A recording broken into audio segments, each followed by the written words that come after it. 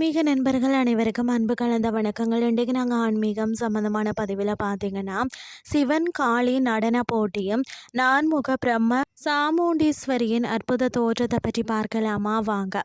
சிதம்பரம் தில்லை காளி கோயிலின் மிகவும் அபூர்வமான ஆன்மீக சிறப்புமிக்க வரலாற்றையும் அதன் அற்புத பலன்களையும் பற்றி நாம் இன்றைக்கு பார்க்கலாம்.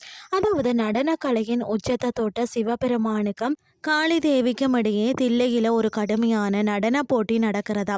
ஈசனுக்கு இணையான வேகத்தோடும் கம்பீரத்தோடும் காளியும் ஆடுகிறாராம்.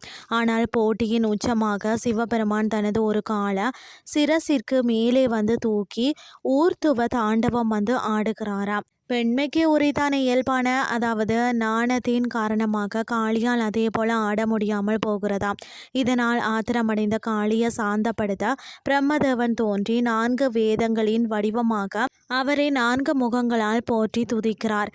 பிரம்மனின் பக்தியால் சாந்தமடைந்த தேவி பிரம்மதேவனை போலவே 4 முகங்களுடன் அதாவது 4முக பிரம்ம சாமுண்டீஸ்வரி அமைதி வடிவமாக அங்கேயே எழுந்தருளினாராம். கோபமும் தடைகளையும் வந்து நீக்கக்கூடிய உக்ர வடிவம் மாறி அமைதி அடைந்த அம்பாள் என்பதால் இங்கு வந்து வேண்டிக் கொள்ள மன அமைதி கிடைக்கும்.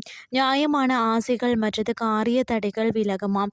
மகம் நட்சத்திர பரிகாரம் அதாவது தில்லை காளி மகம் நட்சத்திரத்துக்குரிய தெய்வமாக போற்றப்படுவதால் மகம் நட்சத்திரக்காரர்கள் இந்த கோயிலில் அபிஷேகம் அர்ச்சனை செய்து வழிபடுவது மிகவும் வந்து விசேஷமானது.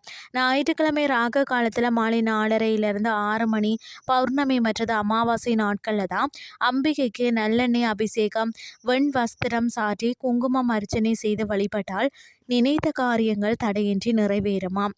அமைந்துள்ள இடம் பார்த்தீங்கன்னு சொன்னால் அருள்மிகு தில்லை காளியம்மன் திருக்கோயில் சிதம்பரம் அதாவது பேருந்து நிலையத்தில் இருந்து சுமார் 1 கிலோமீட்டர் தொலைவில் தான் சென்னை கடலூர் செல்லக்கூடிய சாலையில் அமைந்துள்ளது. கடலூர் மாவட்டத்தில் சிதம்பரம் நடராஜரை தரிசிக்கிறவங்க தில்லை காளி கோயிலுக்கு சென்று இந்த அபூர்வமான பிரம்ம சாமுண்டீஸ்வரியை தரிசித்தால் தான் சிதம்பரம் தீர்த்த யாத்திரை முழுமை பெறுகிறது என்பது நம்பிக்கையாக இருக்கிறது.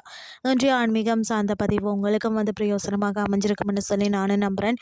இதே மாதிரி மற்றொரு ஆன்மீகம் சார்ந்த பதிவோடு உங்களை சந்திக்கிறேன். நன்றி.